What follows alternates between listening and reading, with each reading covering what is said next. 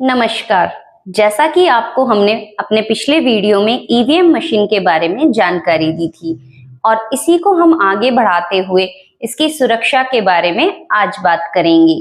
EVM machine में चुनाव का नतीजा छुपा होता है, इसलिए ईवीएम मशीन की सुरक्षा चिंताजनक होती है। क्या होता है इलेक्शन के बाद ईवीएम मशीन का? पोलिंग बूथ पर कैसे पहुंचती है ईवीएम?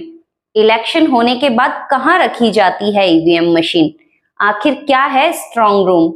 क्या होती है इसमें सुरक्षा की लेयर्स? किसकी जिम्मेदारी होती है ईवीएम की सुरक्षा? पॉलिटिकल पार्टियों की क्या होती है जिम्मेदारी? क्या चुनाव आयोग की सुरक्षा को भेदना इतना मुश्किल होता है? चलिए हम इन सभी प्रश्नों पर डिटेल से चर्चा करते हैं। सबसे पहले हम स्ट्रांग रूम के बारे में जानेंगे। क्या है स्ट्रांग रूम? सीधे शब्दों में स्ट्रांग रूम मतलब जहां की सुरक्षा अचूक है, जहां पर अनाधिकारिक लोगों की पहुंच असंभव है। भारतीय चुनाव में स्ट्रांग रूम का मतलब चुनावों का निष्पक्ष होना और वोटों की गिनती से है। मतदान के बाद सभी ईवीएम स्ट्रांग रूम में रखी जाती है और चुनाव आयोग की जिम्मेदारी होती है कि इसकी सुरक्षा के कड़े इंतजाम किए जाएं। देश भर के स्ट्रांग रूम की सुरक्षा चुनाव आयोग 3 स्तर पर करता है। इसकी सुरक्षा के लिए केंद्रीय अर्धसैनिक बलों की तैनाती की जाती है।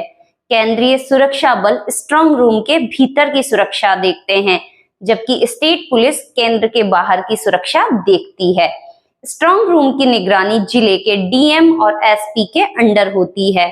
स्ट्रांग रूम में सीलिंग के वक्त राजनीतिक पार्टियों के प्रतिनिधि मौजूद रहते हैं। इन प्रतिनिधियों को भी अपनी तरफ से सील लगाने का प्रावधान होता है। स्ट्रांग रूम में केवल एक तरफ से ही एंट्री होनी चाहिए। इसमें डबल लॉक सिस्टम होता है, जिसकी एक चाबी रिटर्निंग ऑफिसर के पास होती है, जबकि दूसरी चाबी संबंधित लोकसभा के असिस्टेंट रिटर्निंग ऑफिसर के पास होती है। अगर स्ट्रांग रूम में कोई दूसरी एंट्री होती है, चाहे खिड़की या रोशनदान ही क्यों ना हो, इसको सुनिश्चित किया जाता है और उसे प्रॉपर्ली आइसोलेट किया जाता है, जिससे इसमें से किसी की भी पहुंच स्ट्रांग रूम तक ना हो पाए। स्ट्रांग रूम पर सीसीटीवी कैमरा लगे होते हैं। सुरक्षा बलों के पास एक लॉगबुक होती है, जिसमें हर एक एंट्री की टाइम, तारीख, अवधि, पर्पस आदि का उल्लेख अनिवार्य रूप से किया जाता है, चाहे वह कलेक्टर, एसपी, राजनीतिक पार्टियों के प्रतिनिधि या कोई भी हो। यदि काउंटिंग हॉल स्ट्रांग हॉल के पास हो तो दोनों के बीच मजबूत सुरक्षा घेरा होता है, ताकि स्ट्रांग रूम तक कोई पहुंच ना पाए। इन सभी मानकों की पालना हर हाल में करना आवश्यक होता है, तभी चीजें आगे बढ़ती है। अगर काउंटिंग हॉल और स्ट्रांग रूम के बीच की दूरी ज्यादा होती है तो दोनों के बीच बैरिकेडिंग होना आवश्यक है और इसी के बीच ईवीएम काउंटिंग हॉल तक पहुंचनी चाहिए। वोटों की गिनती के दिन अतिरिक्त सीसीटीवी कैमरे लगाए जा सकते हैं। स्ट्रांग रूम से काउंटिंग हॉल तक ईवीएम को ले जाने की रिकॉर्डिंग की जानी चाहिए, जिससे कि ईवीएम में कोई फेरबदल ना हो। स्ट्रांग रूम और काउंटिंग हॉल के भी कई मानक होते हैं, जैसे इनके पास कोई बेसमेंट, छत, किचन, कैंटीन, पानी की टंकी या पंप रूम नहीं होने चाहिए।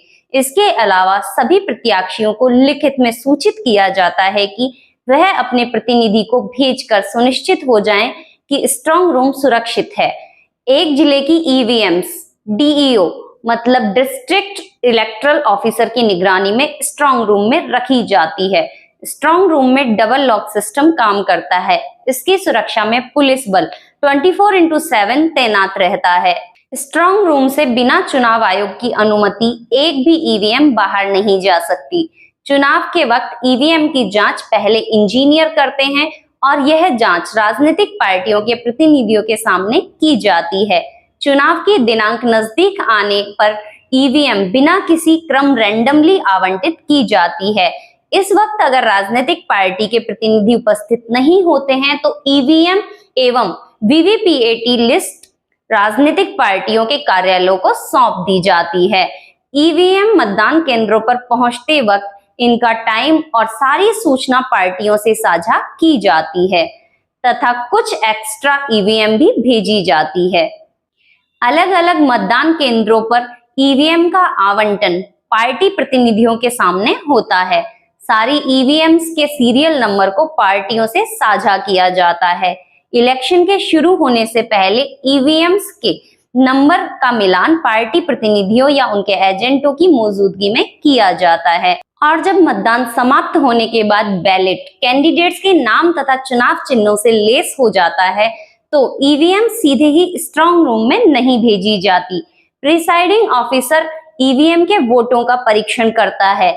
सभी पार्टियों के एजेंट को एक सत्यापित कॉपी दी जाती है। इसके बाद ईवीएम को सील कर दिया जाता है। पार्टियों के एजेंट या प्रतिनिधि सील होने के बाद अपना हस्ताक्षर करते हैं। प्रत्याशी या उनके एजेंट मतदान केंद्र से स्ट्रांग रूम ईवीएम के साथ जाते हैं। एक्स्ट्रा ईवीएम्स भी बाकी ईवीएम्स के साथ स्ट्रांग रूम पहुंचती है। जब सारी ईवीएम्स आ जाती है तो स्ट्रांग रूम को सील कर दिया जाता है। यहाँ प्रत्याशियों को भी अपनी तरफ से सील लगाने की अनुमति होती है। इसके साथ प्रत्याशियों को स्ट्रांग रूम की देखरेख की भी अनुमति होती है। स्ट्रांग रूम सील होने के बाद गिनती वाले दिन सुबह खोला जाता है। अगर विशेष परिस्थिति में खोला जा रहा है तो सभी प्रत्याशियों की मौजूदगी में ही ऐसा करना संभव होता है। ऐसी ही रोचक जानकारियां पाने के लिए लाइक एंड सब्सक्राइब करें हमारे चैनल को। आपको हमारी जानकारी कैसी लगी हमें जरूर बताएं। तो फटाफट अपना फोन उठाएं और कमेंट बॉक्स खोलें और अपने विचार लिखकर सेंड कर दें। धन्यवाद।